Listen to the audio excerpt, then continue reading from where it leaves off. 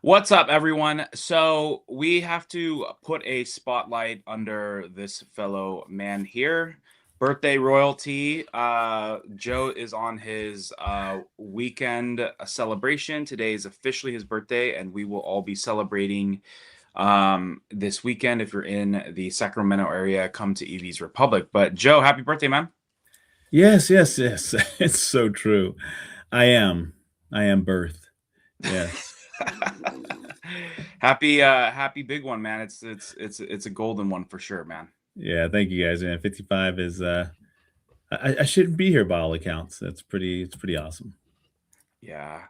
Well, with that said, happy birthday, man. Thank you for all you do, especially the deck each week and all you do for the Tesla community up in Central and Northern California. We appreciate it, man. How's everyone else doing? Hans and Brian, how are you guys? I'm doing good. I'm almost adjusted back to my sleep schedule from the very short China trip. I don't know why. It just wrecked me coming back. But I've got more footage to still post. A lot of fun, a lot of exciting stuff going on. It's always good to see what's going on in the second most exciting bunch of companies. You know, to me, it's Tesla's doing a lot of amazing things, and a lot of Chinese companies are nipping at their heels, which I think is good. Good for competition, good for innovation, and it's going to keep going. How about you, Hans? Hans, how are you? Yeah, I'm excited to be here with you guys this morning. It was a fun week and lots to talk about today. And yeah, just trying to keep up these days is never dull. Yeah, exactly. Thankfully, this podcast is on Fridays. That always helps with a lot of the news has more historically been dropping on Thursday nights. But yeah, well, we'll get into it. Shout out to Insta360 for making some amazing cameras. We'll actually be having a walkthrough over at Joe's event today with an X5. But make sure you check the link. I would say check it on X, but X is down right now. So but with that said, let's get into it. So Tesla Beat podcast, it's a bear market. Just joking. But yeah, so over the past week, it's pretty much been flat since last week, down about $5 and down about 0.5% year to date. And all right, well, I think probably maybe the biggest story of the week was the Tesla has a Valentine's date. And of course, you know, Elon always picks the best dates. But it looks like Tesla will stop selling FSD after February 14th. FSD will only be available as a monthly subscription thereafter.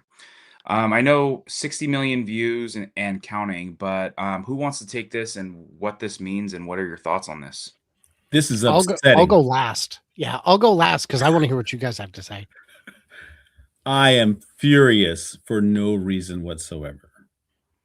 No, I think it's pretty awesome. I think when I saw this, I thought of the tranches that he has to meet. I was like, yeah, he's lining that up pretty well. He's not playing around with this. So I think it needs to be done. I've said this and people laughed at me, but eventually I think FSD would be free, like seatbelts used to cost, and now they're free. So I just think it's going to be one of those things where safety is. It's a premium now, but it's going to be a standard sooner or later. So, but why now? Why end sales and switch to subscriptions now? You said you were going last, sir. That was just a question. Go ahead, Hans. Go ahead, Hans. Well, I think we may have spoken about this once or twice, but Tesla is kind of leaving the traditional auto business model behind, and they're moving to a business model that's based on transportation as a service, at least as it relates to the cars. You know, there's other parts of Tesla's business as well. They've got energy, they're working on Optimus, and those are also going to be interesting. Probably both moving toward, energy as a service and then labor as a service business models as well. And so this is a big move in that direction that, hey, you're not going to be able to just buy something and have unlimited access for free forever once you pay that one-time upfront fee. And that I think that's also going to probably extend to the vehicles themselves over time, that you won't even be able to purchase the vehicles. But right now we're just starting with the software, and it's a huge signal that we are moving like all of the leading indicators that we're about to just undergo a massive phase change in how the business, how the financials operate for Tesla, that we are right around the corner from all of those things really taking place in the public eye, and all of the, they're laying the groundwork, and we're getting closer and closer. I think April is going to be potentially a monumental month for Tesla. If we really do start production of Cybercab in that month, this is a move at this point in time that makes a whole lot of sense. That, you know what, we're about to show you that, yes, absolutely, we can operate vehicles on the road with no steering wheel and pedals that are completely autonomous. There's no, safety monitor, safety driver in the car. And once you see that, then you're gonna be like, oh crap, I actually kind of want that on my car. And we don't want you to be able to buy something for $8,000 that we think is worth way more than $8,000 over the course of time. We want you to pay us a little bit of that recurring revenue instead. It's definitely true that Wall Street loves the recurring revenue. They know something we don't about it. And the reality is there are people who will keep subscriptions even when they shouldn't. I've got a subscription to the car wash, and I should really suspend it or discontinue it now. But I am still washing the car once or twice a week. So, I mean, I guess it's pointless, but I'm still doing it. And I didn't realize, but when I go on some of these longer trips, I could have just paused my subscription. Why didn't I? So this is good revenue in that way. In terms of Elon hitting the tranches, he has to have a cajillion cars on the subscription. I believe ones sold count towards that figure. It would be crazy if they didn't. But in terms of that, you can get to that number easier. 1 million, 3 million, 100 million cars with it, the cheaper it is. In China, the average price for an ADAS from every manufacturer is $0. If you have the hardware, you have the software. At some point, Chinese cars will get to the US, even if they have to build their own data servers, get their inference done on this side of the pond. They'll find a way to do it, and that will put real pricing pressure. But until that happens, and that's 3 to 5 years out, Tesla will be kind of the only game in town for consumer FSD. I know Lucid's very proud of theirs. I know Rivian is very proud of theirs. They're just not comparable. In terms of, I heard one theory that, well, it's going to be they have to do it by the 14th because of California's order to change their marketing for compliance reasons. That's not why. That doesn't make any sense. If it's something you're selling on a monthly basis versus selling outright, the marketing still has to be compliant. And if they wanted to change it for just California, they'd change it for just California. California's often had rules that only apply in California for automotive incentives or even vehicle availability entirely. So that doesn't make any sense. And yeah, I think, but why now? That's the part I really don't know. And I am seeing a lot of people outraged, but like Joe, I don't get it. It doesn't make sense to me. Yeah, real quick, Brian, let me ask you this. So when you're looking at this, and you're like Hans was saying, like there's going to be a time when you're not even going to be able to buy vehicles. So what do you think do you think, because I know I've seen a lot of comments about the supervised versus unsupervised having different pricing structures. Do you think like this will go down, or you think it'll stay where it is, or what? I guess that's a great question for everybody. Yeah. Well, so my answer would be, I think if this was a product they were rolling out today for the first time and we'd never heard of it, that there would be 2 pricing tiers, supervised and unsupervised. Because for unsupervised, I feel like there might need to be someone somewhere watching it. And that has a different cost, certainly a different amount of liabilities involved. And that might be why they're ending the sale of it. Because if it's leased, they can change the terms on you every month. They can set different pricing structures after the fact. But if you bought it completely outright, those people who paid in full prior to this coming February, but especially people who bought 2-3 years ago and before, they were just plain promised a car that drives itself. And that may incur some legacy costs with where they're chewing into the 6,000 or 8 or 12,000 that some buyers paid for it to provide that level of supervision. And I think that's why they would want to move away from it. I mean, the other reason is whatever level it's at today, if it's a monthly fee, you count all the revenue. If it's a purchase, you count most of the revenue and you defer the rest until it's done. But what is done? Is that going to result in a lawsuit when someone says it's not done to the standard I expected? With subscriptions, you can get around that. I mean, in my opinion, at maturity, you have to have a, like, you just kind of think in the limit here for a second and go to the point where the software, we don't actually have to have supervision. So really the only cost is the development cost of the software. And then to Brian's point, the liability.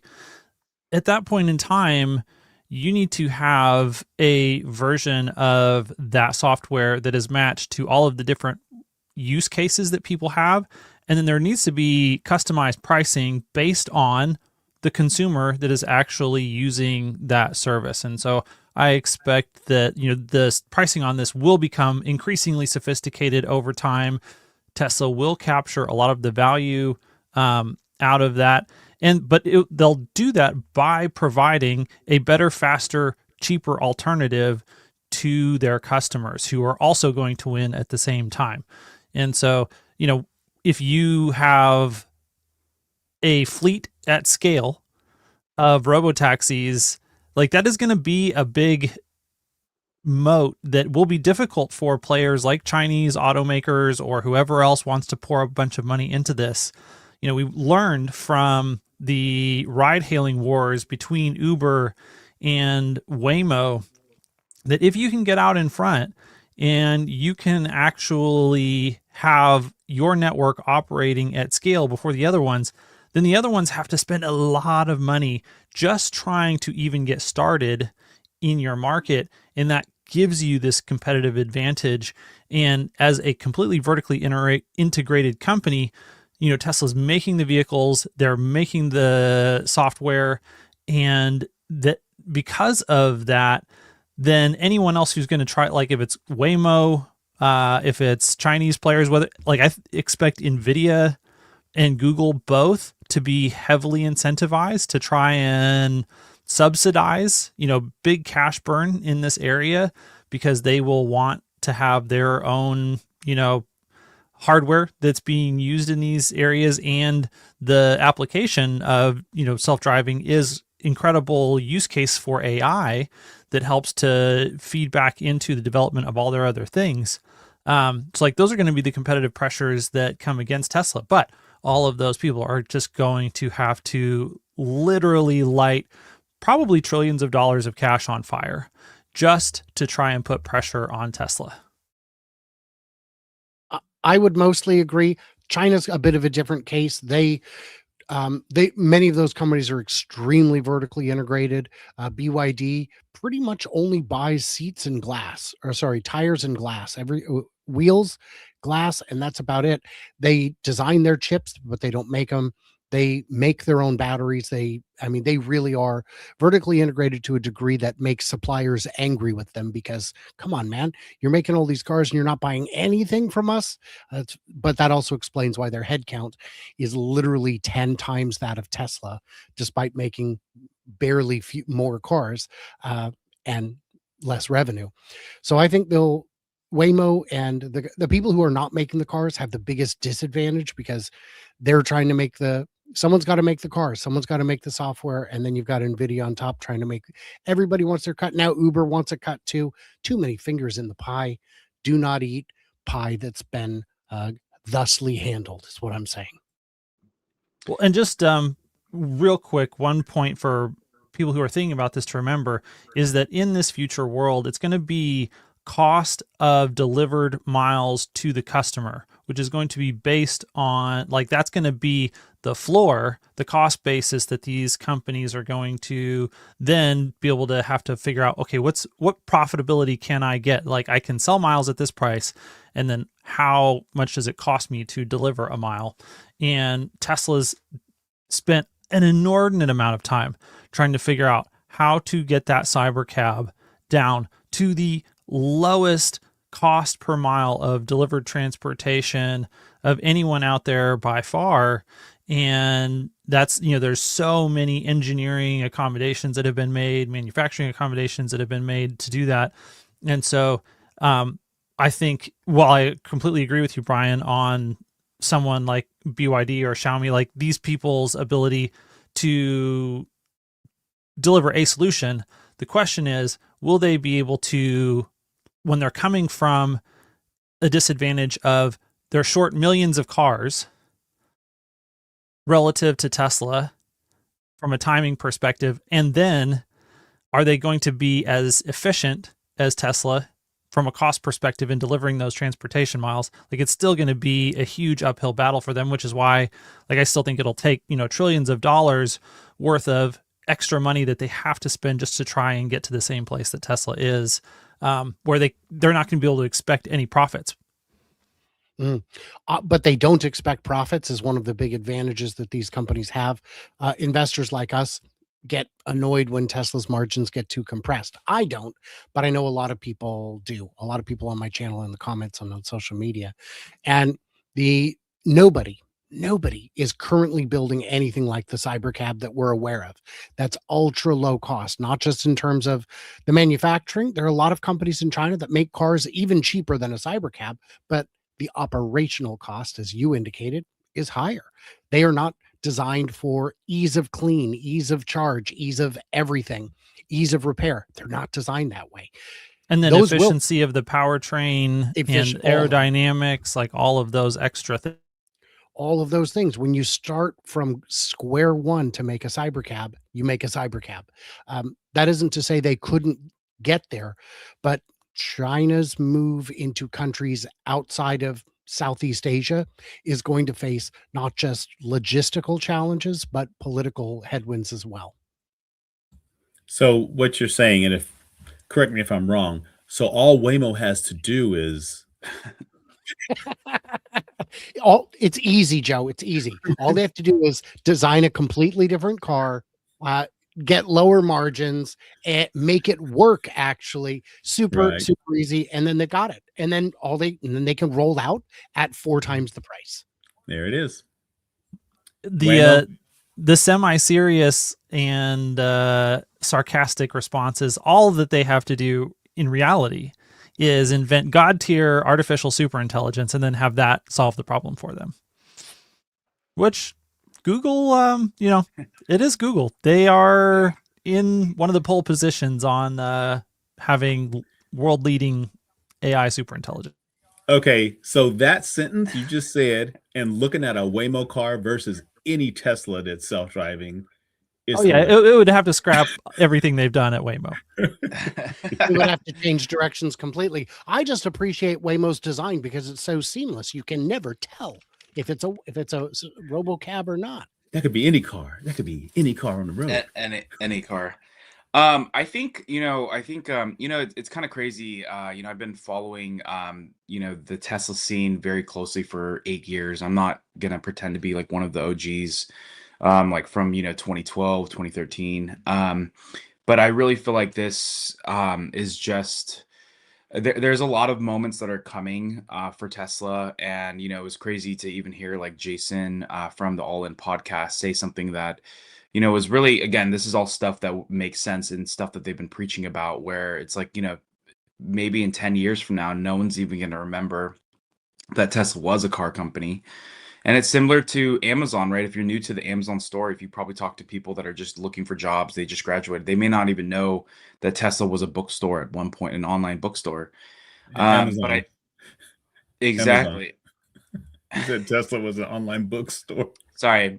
They're going to flame you in the comments, bro. Yeah, exactly. Sorry, I'm just going off the cost here. But yeah, so it's very much Amazon being a bookstore. So most people applying to Amazon nowadays, especially if they're just graduating, they have no idea. But I think that this is very clear indications. Like we know in April timeframe that the Cybercab will come.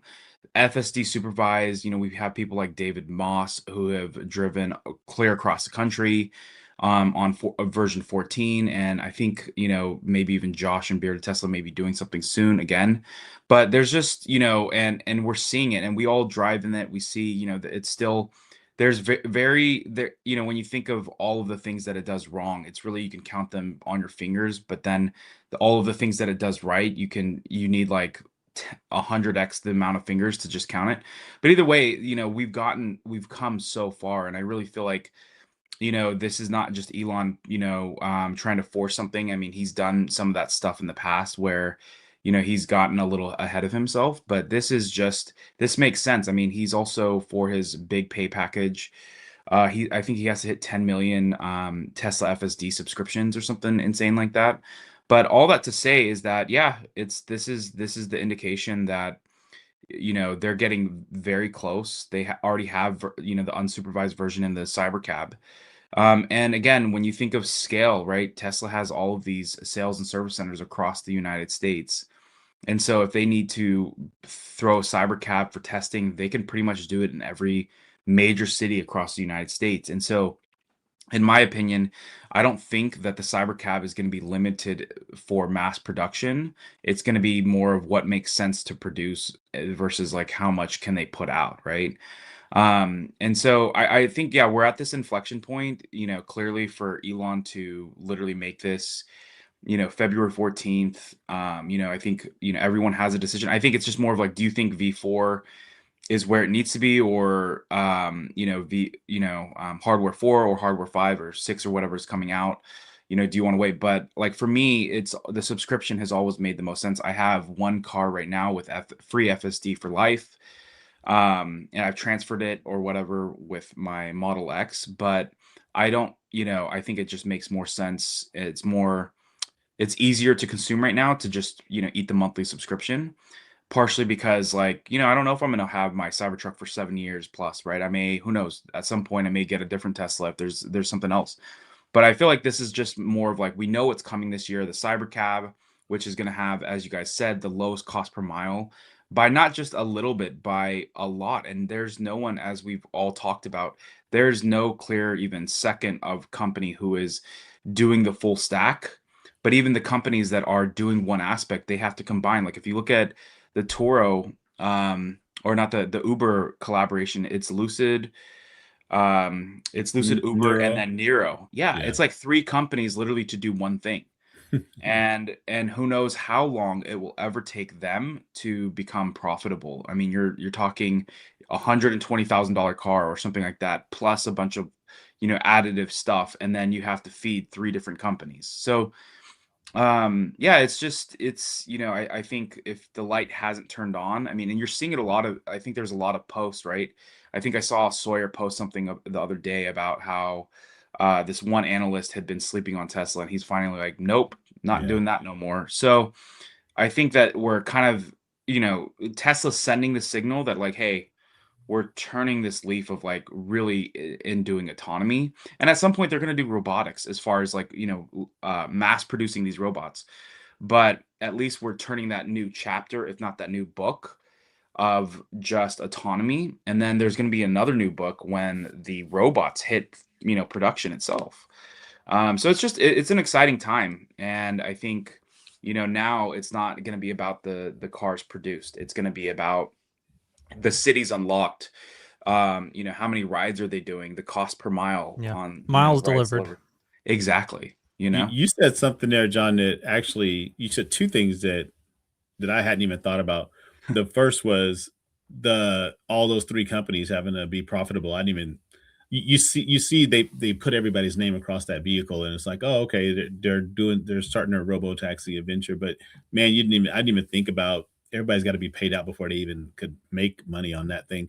The other thing you mentioned was a cyber cab at every service or Tesla showroom, giving out rides. Dude, that would be freaking gangbusters, man. Just having it out there, just people putting in addresses, or even if it had a set route or whatever, so people could go and come back. Dude, that'd be insane. All the Yeah. showrooms across the Well, country.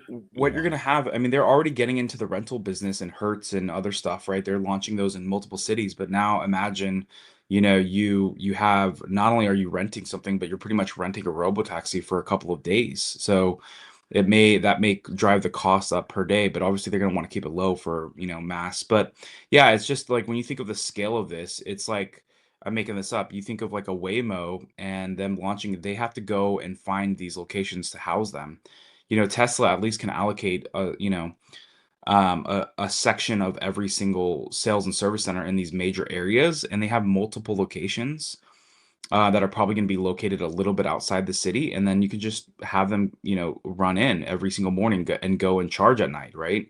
And have them obviously cleaned out, right? So it's just there's just like, and again, what's going to be interesting is maybe over time Tesla is going to have less sales and service centers if they're not producing an insane amount of privately owned cars. But either those service centers are going to turn into, literally like parking lots and hubs for these robotaxis, or you're going to start seeing more, Tesla parking lots that just have these cyber cabs that are literally just charging stations and cleaning stations.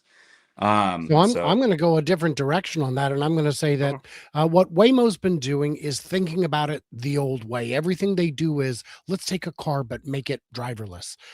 And what Tesla's doing is saying, no, stop and back up and look at it completely differently. We're going to have a tiny little charging station. It's going to do it. It's going to have maybe 8 stalls worth of drive over pads. While it's charging, they can get cleaned. Doesn't matter if they do. Maybe make that separate. Doesn't matter. And then where are we going to park them? Everywhere. Not here, not in our overflow lot. We're going to park at a block from your house. And even we know that there's no fares between now and 6 a.m., but at 6 a.m., you're going to have a fare. And when you come outside, it's going to be 1 block away. And that's legal street parking.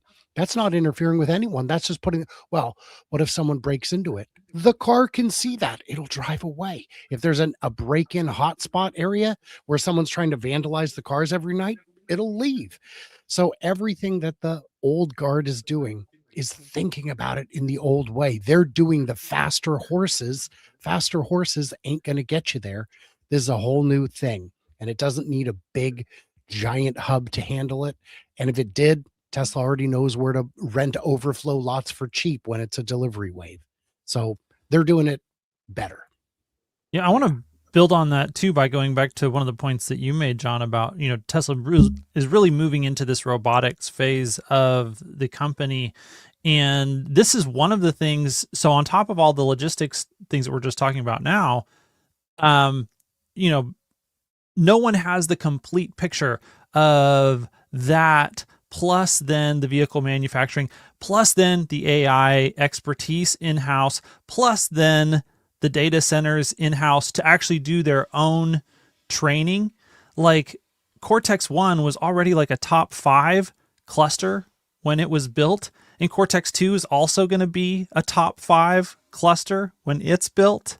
Like, this isn't, like they're going head to head with the OpenAIs, the Microsofts, the Googles, the Amazons in the actual AI resources that their team has access to build frontier real world AI. Like when Elon says that Tesla is the best real world AI company in the world and you can't even see second place with a telescope, he's not lying. No one else has the resources at their disposal that Tesla has. And then to have that inside of the company, oh yeah, that also makes the cars. Oh yeah, that also runs this, national and global logistics network, that also has this incredible engineering team for the vehicles, and on and on and on and on. And, vertically integrated down into the supply chain for batteries, and makes their own chips, like literally makes their own chips for the cars.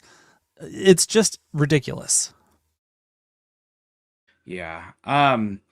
Yeah, it's gonna be like I said, everyone's who's been sleeping on Tesla has no idea. And then we'll get into this in a little bit, but them launching the lithium refinery and just again doing all of these things that they don't want to be doing, but they're doing because no one else is stepping up and they're taking it. And the what's it called? The volts are moving through, or the engine is pumping, is whatever you want to call this, right?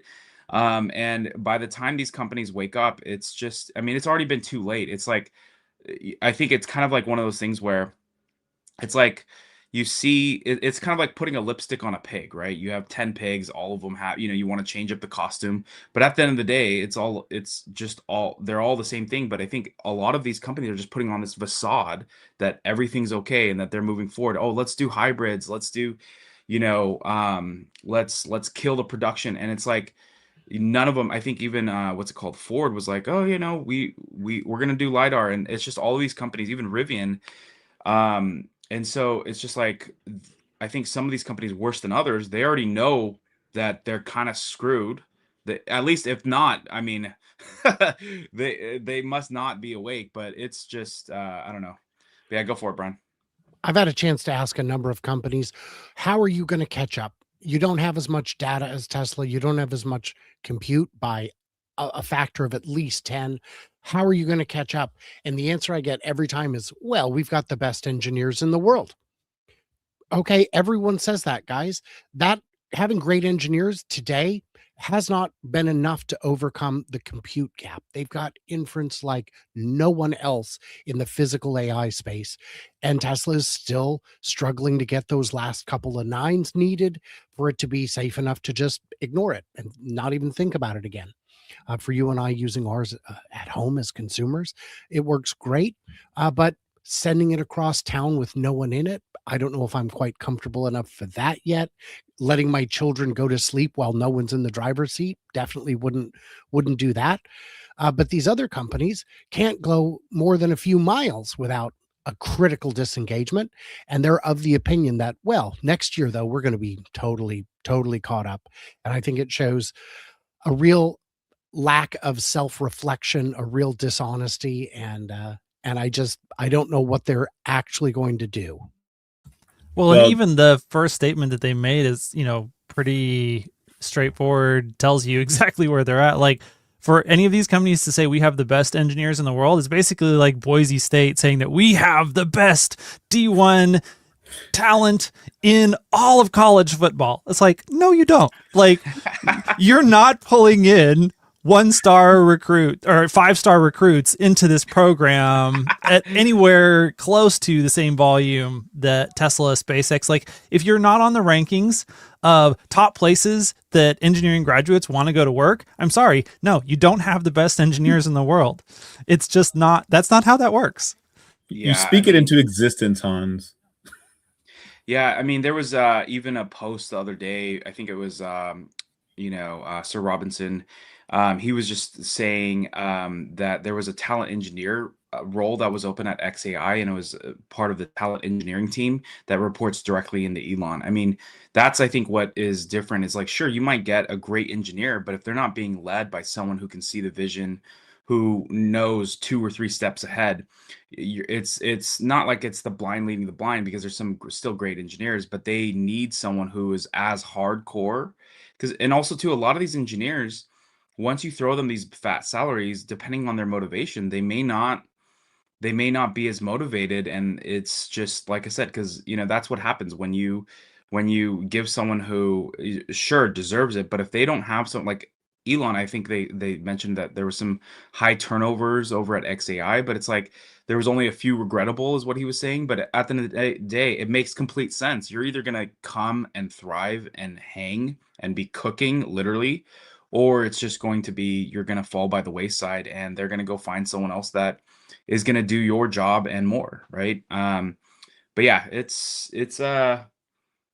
I think as we've seen for years, it's just the hole has only gotten to the point where it's pretty much bottomless. I don't even think, even if someone wanted to step in to catch up, there may not be a bottom to start from, if that makes sense, to like build up from it at this point, right?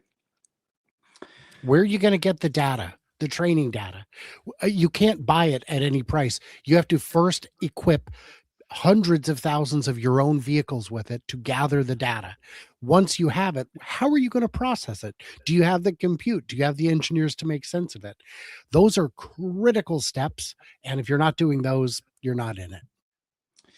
Yeah, exactly. And I think I even heard that partially why Rivian was doing the lidar, and this is from Josh Josh West, who attended the event, was their goal is like they know that they won't ever be able to catch up, and so for them they feel like with the lidar it helps validate that a little bit faster. Again, I don't really understand that mindset, but it's like they already know that they're so far behind, and so they're trying to do things. But again, if Tesla already knew that lidar would help them get even further, they would be using it. But it's just one of those things where these companies, again, there's no bottom to start from for these guys.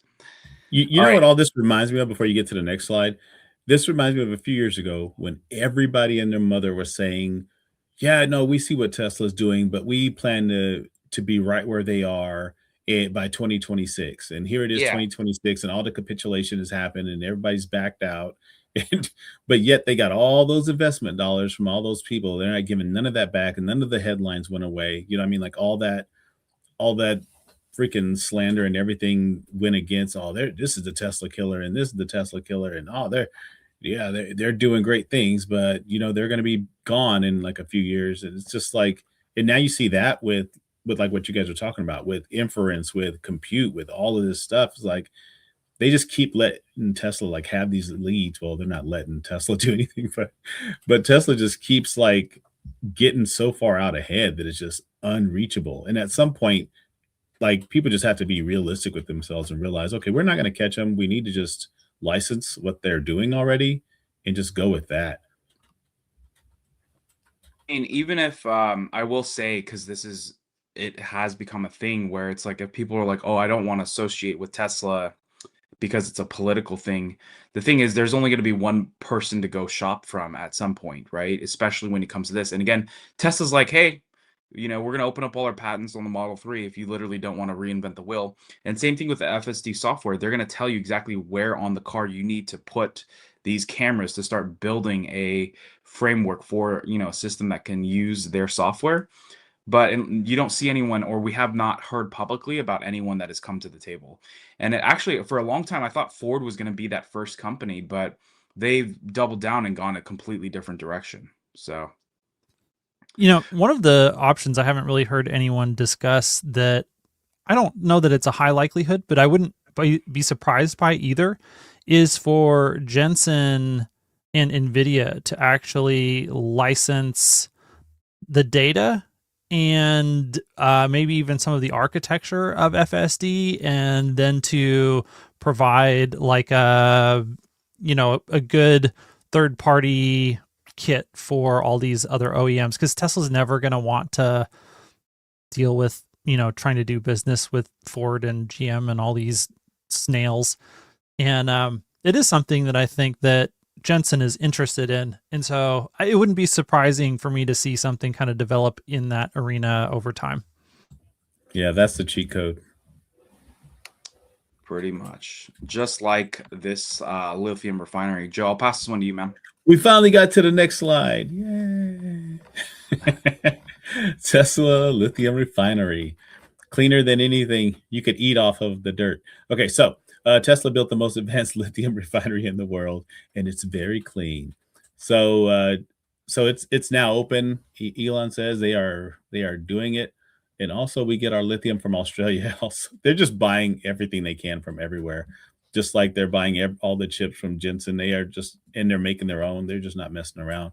But this is pretty cool. This is happening right here in America. Elon called it out like years ago. Nobody did it, so they decided they had to do it, and here we are. They also have a new method of doing it that's less energy intensive, involves a lot of recycling, so to speak. The natural gas furnace that is needed for the heat produces CO2. The CO2 is then captured and used later in the process. This is Tesla upcycling 101. They are able to do things that would otherwise cost money with their own feedback loop, as it were. So while this may not be the cheapest finished lithium in the world, it's a more stable supply. It's less prone to cost fluctuations, and they needed it. They were paying an awful lot for the cost of refining. They're going to save something like $10,000 a ton right off the top.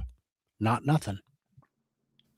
And it definitely helps, localize supply chains and defend against all sorts of disruption, defend against over reliance on China.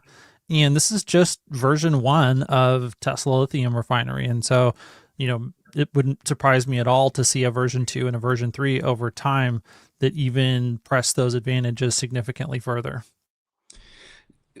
I obviously I don't know regulations in some of these other countries, but do you guys see potentially like as they close the loop for supply chain versus like having this refinery here in the United States, would you see a world where they would have a refinery on every major like continent, like in Europe, in China, and anywhere where they really have a factory?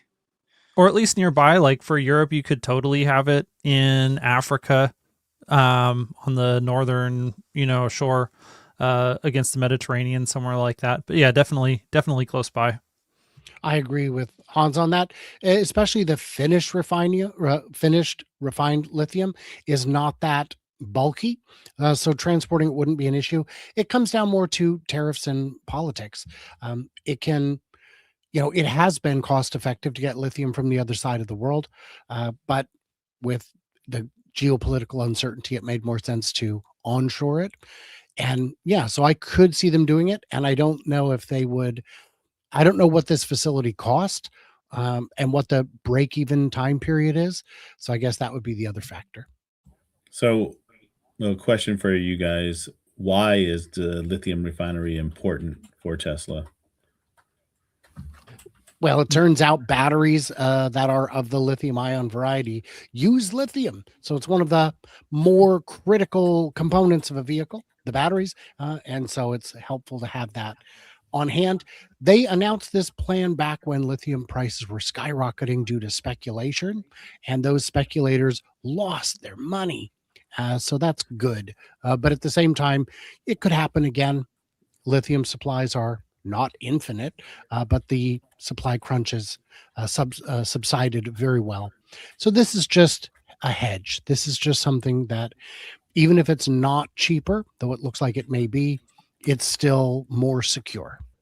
Could this bring prices of the battery pack down and lower cost of the vehicles? Could. There's not that much lithium in a car, but yes.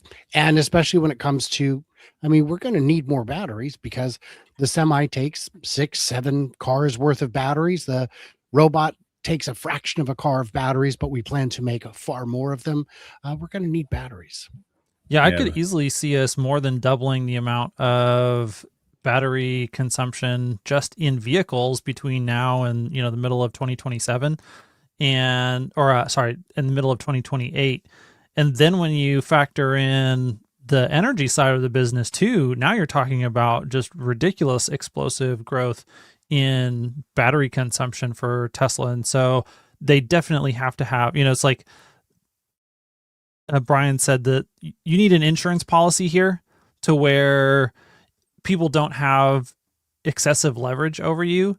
And if someone's like, hey, we're going to charge you this much, we're going to stop doing long-term contracts with you, and we're just going to start charging you spot prices, and there's nothing you can do about it.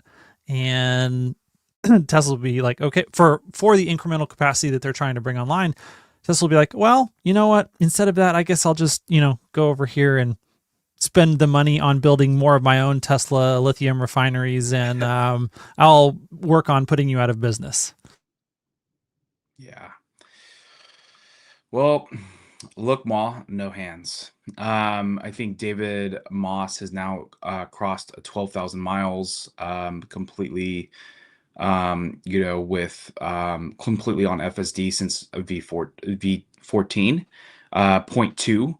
And again, this is becoming more of a common theme. I'm only at 90, I think 2%. It's partially just because I had, off-roading and a flat tire that I had to drive on. But, this is becoming more of a common theme for more Tesla owners. And I do think like there needs to come, it's just, I feel like we're in that next phase, not only as like Tesla owner enthusiasts, but, Tesla's a company, as we've seen, sales kind of slow down. And again, this may not necessarily be the future, but what I'm saying is as long as they're selling cars, I feel like there's this there's still this huge awareness of general awareness of that these cars drive. And I consume a decent amount of social media, and I can't tell you, even on TikTok and Instagram, just like for people, it's like, a lot of these, and a lot of it is younger people who are seeing this, and I'm seeing that it's like a flex to like be watching a car drive itself, right? But I still feel like we're just in that phase where a lot of the general public, whether it's in small town Oklahoma to, Miami, Florida, people just still do not realize that these cars drive, or maybe they've heard of it and they haven't, sat in a car. But it's just, I feel like we're in that like 2018 phase of like, this is company's not a fraud. Just get in and drive it, right? It's a great experience. Last week, when I wasn't here, I had an opportunity to attend a press conference with the CEO of Xiaopeng, and I was allowed to ask a question. And my question was, so David Moss just drove cross country and back 11,000 miles at the time. What are you guys going to do about that? And his response is, I've seen that video. Like, wow. So people are paying attention, just maybe not in the US. And is this not the most hilarious confirmation of the Musk razor, that the most entertaining outcome is the most likely? That a friggin' LiDAR salesman is the first person to drive cross country, from the West Coast to the East Coast on FSD with zero interventions, and getting this coverage. And I think it's just, ironic, hilarious, and amazing all at the same time. Yep. He's now taking requests for difficult places. Dirty Tesla suggested a particular charger that he just cannot get his car to go to. And David said, great, I'll be there in a few days. Hope to have dinner with you. Yeah, he's in snow, and he kept thinking that he's going to have disengagements, and he's like almost approaching 13,000 miles, and he hasn't had any disengagements yet. Well, 12,500. Yeah, it's pretty crazy. Yeah. It is pretty crazy that it is a LiDAR person who's literally just, I mean, it's like, how much is he going to be able to help out his colleagues now at this point? But yeah. All right. So jumping into, Joe, I'll pass this one to you. Yeah, there's a Tesla Premium Y. This account, Silicon Valley, I mean, irrelevant. But so breaking, Tesla Model Y Premium now has up to 7 seats in the US. So you can fit a 6'7" adult in the, okay, no, you can't. These are for children, but it's a 7-seat for the Model Y. Brian. Well, I have the 2023 third row Model Y. I assume the third row of this Model Y is the same size as that one, which is to say, too small. I am able to jam a child back there. When we got the car, I had 2 kids that would fit back there. Now it's only one, and it is not a car I hope to buy again. A YL would fit us better. An X would fit us better. And I've seen people say if the YL comes out, the X is doomed. And I'd say, I think S and X are doomed anyway. I've long been asked, how much longer will they make them? And my answer has always been, as long as you can have one full shift running, why not? It's not like there's something else you could use that space for. But now I think we might be under one shift of production for S and X, which would not be good. And I bet they want that space for the robot manufacturing, for Optimus. So I think, I don't know. Will they continue it? Will they? I just don't know. But we need the YL. The third row is just too tight for even my smallest. Oh, sorry. I thought Hans was going to say something. Yeah. Yes. Yeah, exactly. Thank you for saying something. What I was going to say too is, yeah, the YL, or sorry, the 7-seater here, I think it's okay for, like, for me, I have a couple of kids that who 4 and 7, who I could probably put in a car seat, and they could still fit back there. But in 2 to 3 years, like once they hit 10 and older, it's going to start getting really tight. And you can still squeeze them there for a little bit, but really the YL would make the most sense, and that would be something I would consider, maybe even getting rid of my Model X for, I think it's still the space that you get in the X, especially if you do some road trips. Once you get in the YL, it probably doesn't have as much space as the X. But as far as like a commuter goes, like the YL would make the most sense. But yeah, I think like I said, I'm glad it's here. There's definitely gonna people. It's nice if you had to fit people in. Like for me, if I was to buy one, I would just, yeah, sure, throw. It's only an extra $2,500. Get the premium all-wheel drive, and now you have the ability to throw in a couple extra kids in the back if you had to.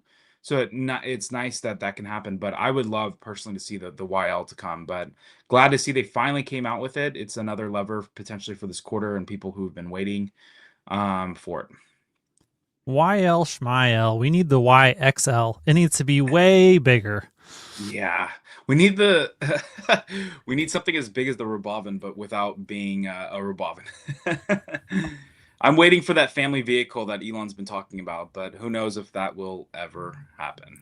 I think honestly, Tesla's moving way too fast with autonomy for any of that to happen. Yeah, I would. Heck, even Elon said in that interview with Peter last week that the freaking Roadster is going to be the last vehicle they sell that people can drive.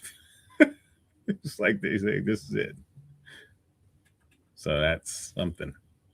Yep. I actually saw a funny meme the other day when someone was making that point that, hey, we need a big Tesla family vehicle, and someone just posted a picture of the Tesla Semi. That is true. You can even throw probably an RV on the back in a tent. And that's definitely what Elon needs for all his kids. Yeah, for real. Exactly.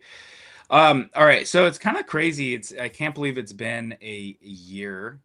But play special games, win special prizes, and our friend out of Mesa, Arizona, Ian Moses, put a Tesla on fire. It looks like a Cybertruck, and he was sentenced 5 years. So that is 5 years. I don't know if the guy has a family, but literally 5 years that he's going to serve for, burning down a Tesla. And it sounds like there was this other situation too. And actually, I guess this was in the Bay Area too. This was in like the Willow Glen area plaza, where crazy driver goes on anti-Tesla rampage by hitting multiple Tesla cars parked at the supercharger with his own car. So again, play special games, you'll win special prizes. But glad to see justice served, especially, this stuff was happening and heating up, really in February and March, and at its peak probably end of March. So pretty crazy, or mid-March. All right, Joe, this one's to you, man. Yeah, new larger Tesla supercharger. So this is actually pretty cool because the Fireball location, for those of you who don't know, it was one of the biggest superchargers here in California in the Central Valley in my area. But now we're looking at expanding it to 232 stalls, with 16 of those being for semis. Like, that's insane. That's double what the Oasis is. That's just wild. People need to know that Elon loves my area more than other areas. Yeah, and also too, I think it's a sign that the semi's coming too, right? Because I think this is going to be the first accessible public charger too, with Tesla Semi stalls as well. So, and as we know, going from LA to San Francisco, and really, probably more importantly, then it's pretty much like LA to Bakersfield, and then really up to, what is it, Manteca, Lathrop, and kind of where those huge distribution centers are, where they then go into smaller, like Pepsi and Frito-Lay and all those companies.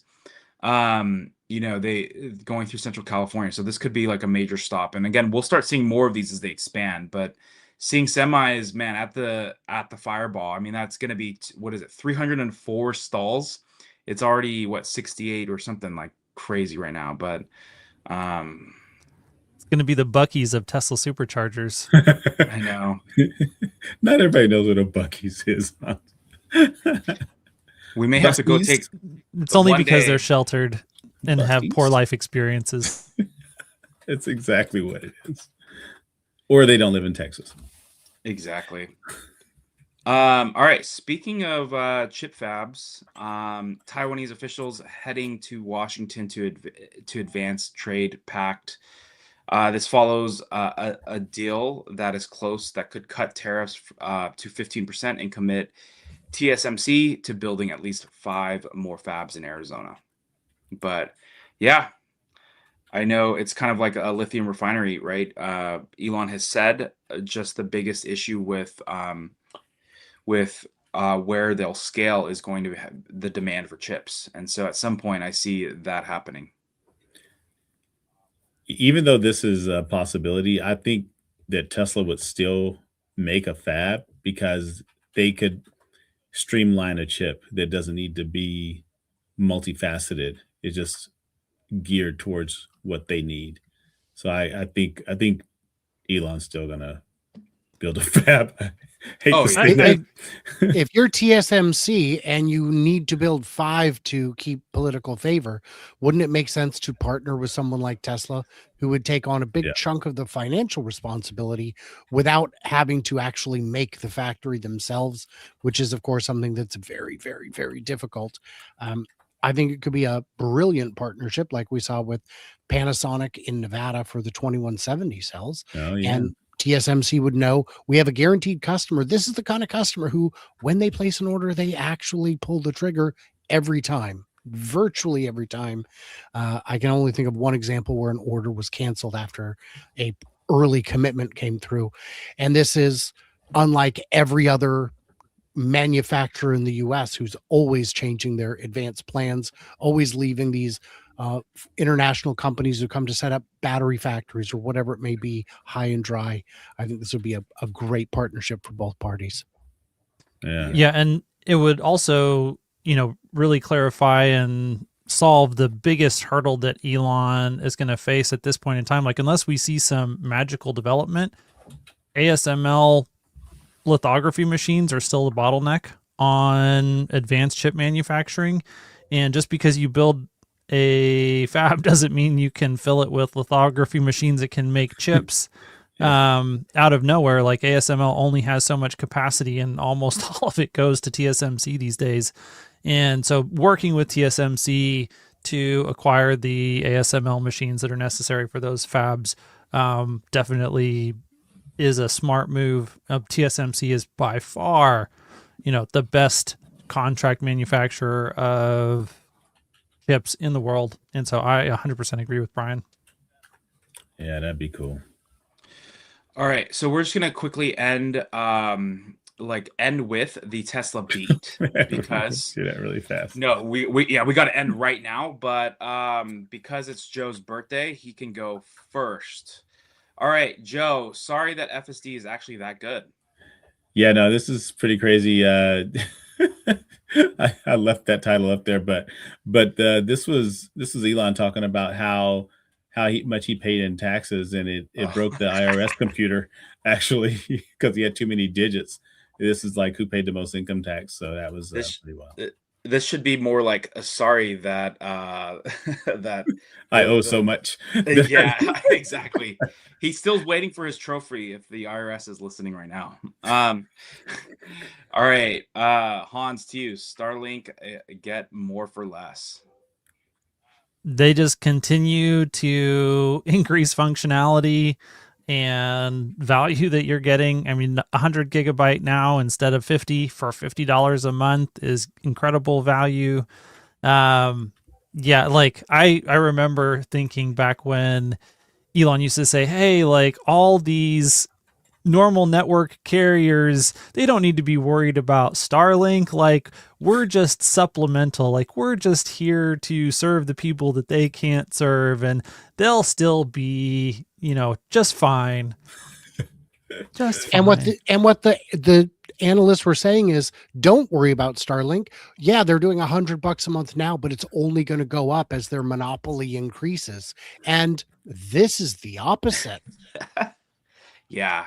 As they get more satellites up. And for me, actually, to be honest, the 50 gigs was actually kind of a limiting, and it was partially because like I went camping one night, and of course I took a bunch of photos, and it automatically goes to the cloud. So I maxed, and I actually went over, I think, to like 150 gigs or whatever, because it was with the family, and so I had to upgrade immediately to the unlimited package. Otherwise, I would have had, after 50 gigs, it was $1 per gig. Yeah. So this is a huge value for $50, especially for the mini. And I think actually, if you buy one, the mini portable comes with it now, or it's something like that. But Yeah, I go think it's check a different plan that you can get the home unlimited, and it comes with a mini that you can take with you and has service as well. And so you get both the home hardware and the mini hardware, and you can use both. Wow. Exactly. All right, Brian, the not necessarily best for last, but R2 is coming. EVs for all. I'm excited. I think Rivian has enough money to get this into production. The market demand appears very strong. They've got the NACS charger and in the correct spot, as I recall. This is checking a lot of boxes. If their cost controls are reasonable, they're going to make a ton of money on this. I assume they're going to start with a high price launch edition that definitely has some margin, if not good margin.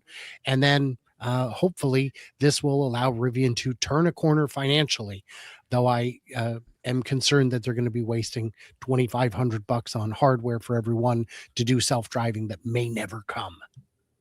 Exactly. Yeah. All right. Go for it. The cost, to Brian's point, is going to be the key on win or lose here. If they can't make gross margin dollars on these things, this accelerates the demise of Rivian. If they can, it saves them by the skin of their teeth and actually secures them an incredible spot as potentially the second best US EV company behind Tesla, and the first one besides Tesla to have the potential to turn gross profits or net profits. Yeah, exactly. All right. Well, so first off, huge shout out to Royalty here, birthday Royalty, Joe. We hope you have a blessed day. Don't sell all that gold in one spot, on your neck. But thank you again for all you do for our org and for this community. So hopefully you have a great celebration, maybe lower key with your family, and then tomorrow with the community. If you're in the Sacramento area, come to EV's Republic. But with that said, make sure you patronize our other wonderful hosts like Hans and Brian. They have amazing channels, always putting up content, and you will definitely not walk away. You'll learn something new every single time with a different lens. So go give them a follow, check out their channels, and we will catch you guys all next Friday. And hopefully everyone has a nice and safe holiday weekend, Martin Luther King MLK Day. If you celebrate here in the US, and a lot of people will have that day off. So have a great weekend, everyone, and we will catch you guys all next Friday.